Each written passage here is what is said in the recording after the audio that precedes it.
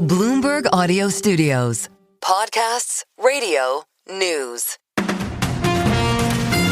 This is the Bloomberg Daybreak Europe podcast. Good morning. It's Wednesday, the 10th of September. I'm Caroline Hepker in London. And I'm Stephen Carroll in Brussels. Coming up today, the United States offers rare criticism of Israel after the unprecedented bombing of Hamas leaders in Qatar. Poland scrambles jets and shuts Warsaw Airport as it engages with Russian strike drones over its territory in what it calls an act of aggression. Plus, slimming down to boost sales, Apple unveils a new thinner iPhone Air, but the new lineup leaves investors underwhelmed.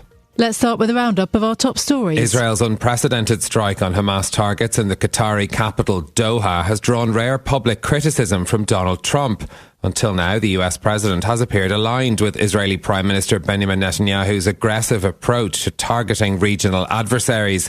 However, Trump voiced frustration as he said he was not given advance notice of the attack. I'm not thrilled about the whole situation. It's not a good situation.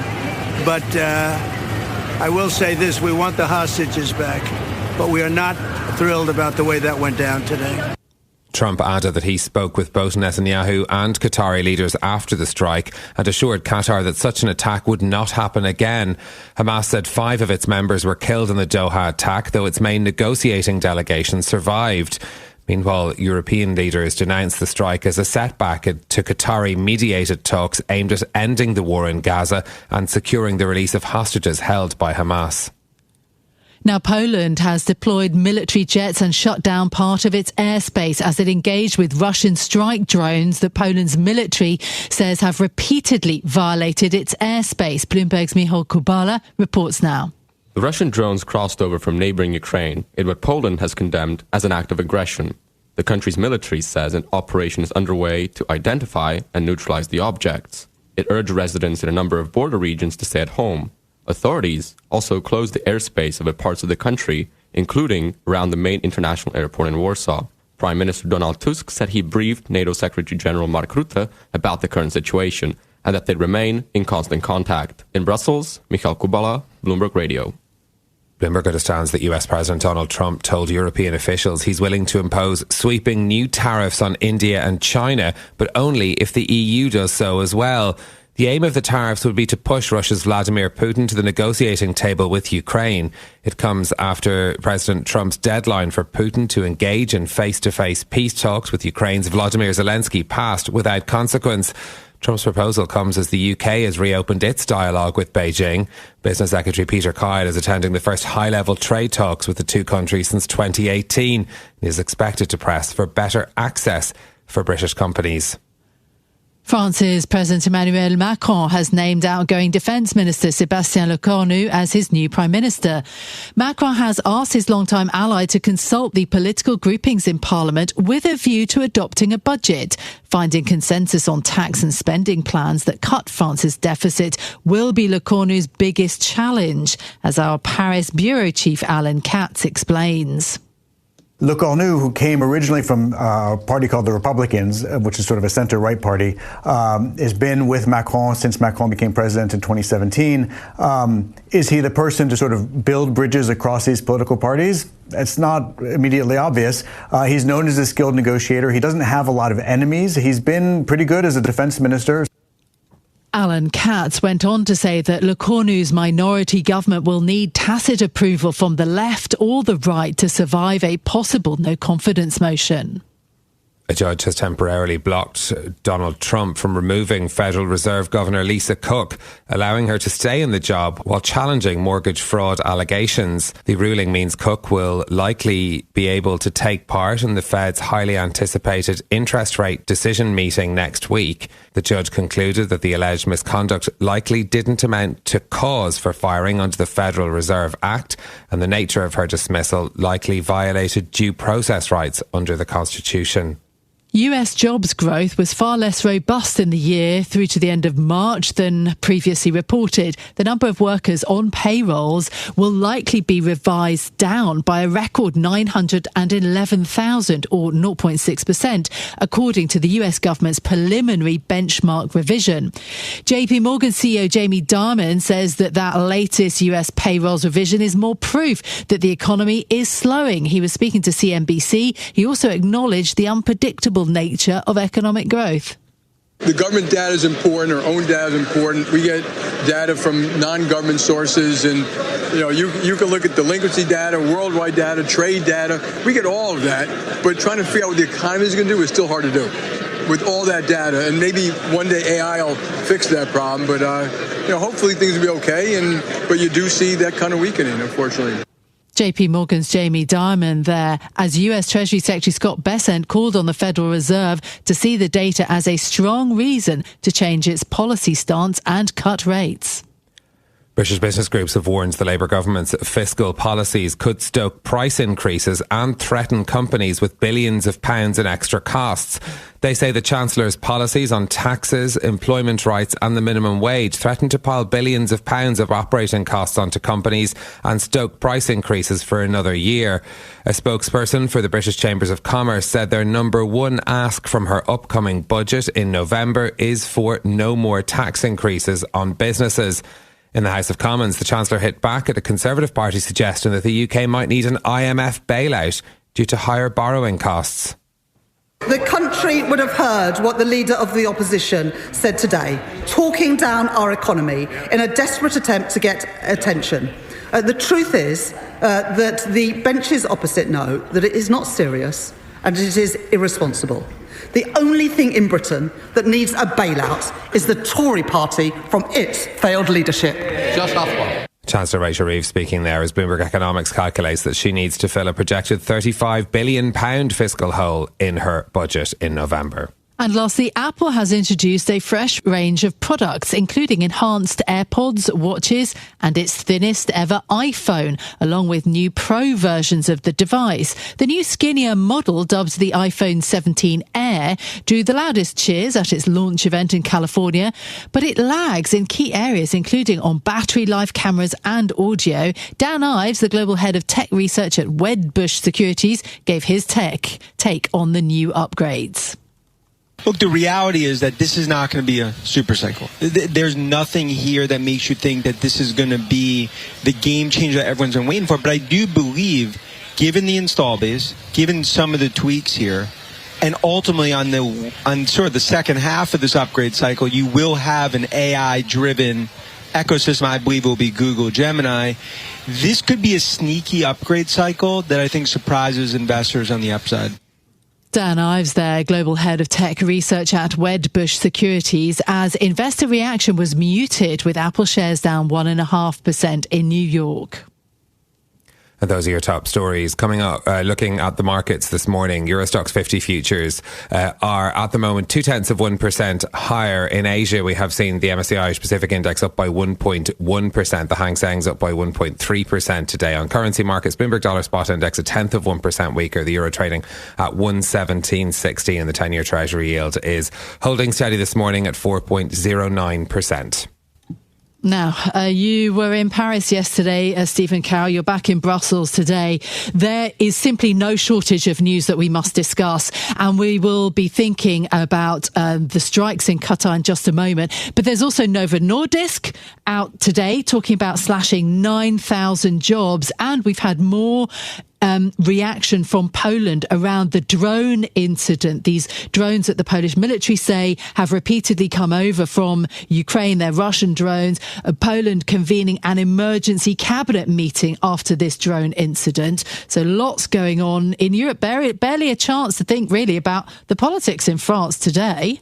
Yeah, indeed. And of course, the big event in France today is going to be the protests, which are going to overshadow Sebastien Lecornu's first day as Prime Minister. He's going to have his handover ceremony in a couple of hours with François Bayrou. We'll get a chance to hear a little bit from the new Prime Minister as well. And he has an already absolutely massive job trying to win support in a very fractured National Assembly to try and get budget proposals underway. But the short-term challenges are going to be around how disruptive this day of protest is. It was a movement largely organised on social media called Let's Block Everything, and it comes ahead of a much bigger demonstration organised by the unions, which is happening next week. But both are going to cause huge disruption to people's everyday life in France, so perhaps not the best first day for the new Prime Minister, Sebastien Lecornu.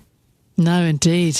Right. Well, let's discuss then the other stories. Our main news item, Israel's attack against Hamas in Qatar, a US ally and key mediator in the talks over the war in Gaza. It has deeply unnerved the region. Joining us now is our Middle East and Africa managing editor, Paul Wallace. Paul, good to have you with us. What has been the reaction in Qatar to this attack? Do you think we should expect a response? Hi, Caroline. This attack has been, I'd say, universally condemned. It's hard to find a country that's sticking up for Israel in terms of the strike. Even the US is making it pretty clear that it was not happy with this. It hasn't outright condemned or criticized Israel or Prime Minister Benjamin Netanyahu, but it's made very clear that it was unhappy with Israel choosing to launch an airstrike on Qatar's capital, and it's very awkward for Donald Trump to say the least. Saudi Arabia has called it a criminal act. The Gulf states have all said that this endangers regional security and that it's a reckless act. So there's certainly a feeling of, I'd say, outrage in the region from among a lot of governments and a lot of officials about what happened yesterday. Yeah, indeed. And the effects, as you say, being discussed across the region as well. I mean, where does Israel go from here after, you know, this bit of ripple effects across the region from this strike?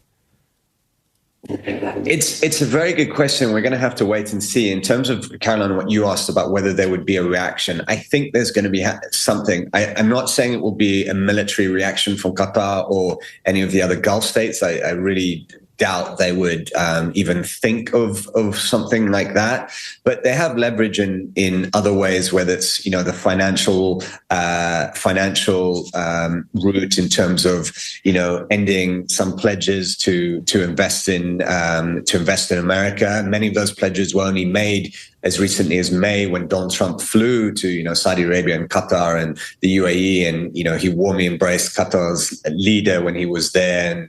And, so there's that. There's also, you know, the UAE could well reduce what ties it has with Israel and reduce sort of contact between officials. I don't think Israel is going to be that perturbed by any of that. I'm sure it's aware that some of this stuff might happen, and I just don't think it cares, because from Israel's point of view, they said Hamas officials are fair game wherever they are in the world, no matter their rank. So Israel felt that it was okay and in its national interest to go after that. It did say that it was partly a reaction to Monday's attack in Jerusalem when a Palestinian gunman killed 6 people. So the long and short of it is, we will see a reaction of some kind. This could be the end of the ceasefire talks between Hamas and Israel for the time being. They were already stuttering. They were already effectively halted. But this could put a sort of formal end to them. And it will have diplomatic repercussions. And I guess those will play out in the coming weeks and months. Yeah, I suppose, what does it also mean for the war in Gaza, for Palestinian people, a UN body declaring a famine in parts of the territory? I mean, what happens now with that conflict? Exactly. And there are even some Israelis saying this is a disaster for the prospects of ending the war soon. There were some family members of Israeli hostages that are still held in Gaza, really criticizing Netanyahu last night and late yesterday for this attack, and saying that this will set back the prospects for a ceasefire or end to the war. It is difficult to say. Netanyahu himself is arguing that this is something that can hasten the end to the war. It's difficult to sort of square that with the reality right now, because the people that Israel targeted, these Hamas leaders, a lot of they were essentially front and center of these ceasefire talks. The leaders that were targeted don't seem to have been killed. Some other people were lower level Hamas officials, but Israel going after those key mediators, it's hard to see how that's going to help get Hamas to the point where it surrenders or accepts the ceasefire. Okay, Paul, thank you very much. Paul Wallace there, our Middle East and Africa managing editor. Stay with us. More from Bloomberg Daybreak Europe coming up after this. Now, it is time to think about another story across the US. Apple has launched its new thinner iPhone 17 Air, as well as a number of other products. A story that we've been thinking about, this after signs of slowing demand in recent years for what has been the biggest moneymaker for Apple, the iPhone. Investors were generally underwhelmed, Apple's share price falling 1.5% in New York trading. A little earlier, we spoke to Bloomberg's consumer technology managing editor, Mark Gurman, and started by asking him, well, of course, for his verdict on the new products. I like that they've brought the 48 megapixel camera to the telephoto lens. That's a big improvement in my viewpoint for daily photography purposes. I think people are really going to like the new design and form factor. One thing that I will tell you is that one of the flagship features of this new phone is fixing a problem they introduced 2 years ago. You may recall with the 15 Pro, they moved to a titanium design. You have some benefits with titanium, right? Durability being one of them. But one of the big drawbacks is it doesn't dissipate heat as well as aluminum. And so now they're moving back to aluminum because the last two models overheated. Is it going to be enough to tempt people to upgrade their phones? The really key question that Apple is trying to get that achievement with these new models. Oh, absolutely. I mean, design is what sells new phones, right? If you're an Apple customer. And I think that this is the biggest change to the iPhone in half a decade. And so you'll see lines for this thing, particularly the Orange Pro, I think. The iPhone Air is interesting, but it's not practical for the vast majority of people. Battery life, performance, camera issues, et cetera, et cetera. So I think it's really the Pro phones that are going to move the needle for Apple this year. There's also new Apple Watches, there's new AirPods, and I thought they did a good job on the AirPods. I thought the new Apple Watches were sort of mediocre updates. My main question, as someone who studied languages way back when, is that the AirPods, in the very sort of slick presentation that they delivered, showed this idea of simultaneous translation for the AirPods. I mean, also, it's had for some time the idea of helping people with hearing loss. But I thought simultaneous translation in the era of ChatGPT as well, that seemed really pretty novel, if it really works that way. Yeah, the simultaneous translation is very cool. It does work quite well. The only question is, and how many people are needing to use that feature, right? It doesn't seem like a feature that's going to get super wide adoption, a lot of use. There's not many use cases where you would need that translation feature, especially when you think about it. You're going to another country, right? And how many people are you going to run into that you need to talk to in their language that already have AirPods in their ears? So certainly it's something that a lot of people are going to want to use in a demo, but maybe not something that's going to be used on a daily basis in practice. The heart rate feature is pretty cool. They added these to the Power Beats in January. Now they're bringing them to the AirPods Pro. It's going to get more people in the Apple ecosystem, I think, and maybe interest people even in upgrading to Apple Watch or fitness subscriptions and what have you. I want to come back to the iPhone Air for a moment, because some of the issues that you flagged around it, like things like battery life, is this a first iteration of a product that will evolve and could become a much bigger seller for Apple down the line? Well, if you think about what the MacBook Air was, it was a device that started off with mediocre battery life, terrible processing power, but it was super thin and light and marketable, right? You're going to see the same thing happen. All iPhones one day are going to be like the iPhone Air. The iPhone Air is sort of exactly what Apple wants to hit one day. It's just going to take a while for them to get the performance and the camera technology for a Pro phone in that slimmed down form factor. Let's think money. Apple actually called this launch event, they named it ore-dropping. Investors were not particularly impressed. The share price of Apple went down just sort of after that presentation. And then you also have to think about, the flip side of that, the price tag of the hardware that is on offer. How do you think about it in terms of, the numbers?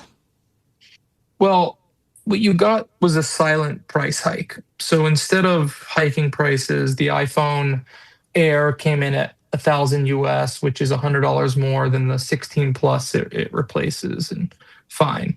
The other thing to note is that the 15 or the 17 Pro, I should say, comes in at $1,100 US. That is a $100 increase year over year from the 16 Pro, but they are doubling the storage at the starting capacity. And so it's basically no price increase. That's why I call it a silent price increase. And then you have watches and AirPods staying stagnant in terms of pricing. The AirPods at $250, the Watch SE at $250, and so forth. But the big story here is that investors really need to reset their expectations. I mean, you're not going to see major AI innovation for a couple of years from now. You're not going to see a big update to Siri until next year. And so the question is, why are you in Apple stock? Don't you understand that Apple's a hardware company and this is their hardware showcase and they make their money from hardware? And what they delivered here, sure, I have serious concerns with the iPhone Air. I have criticisms with the iPhone Pro Max. I think they could have done more on the Apple Watches. But these are going to sell, and they're going to sell in big quantities. And so I think investors should be pretty pleased here.